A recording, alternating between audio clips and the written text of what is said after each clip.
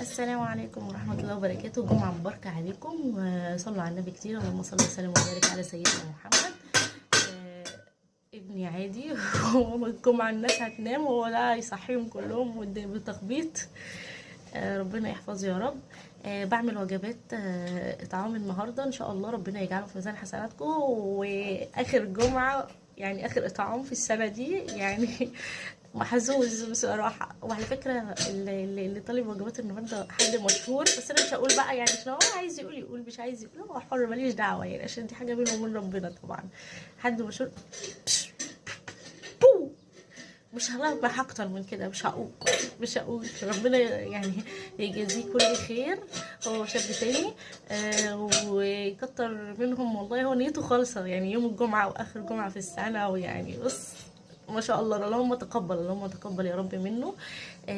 هو طلب مني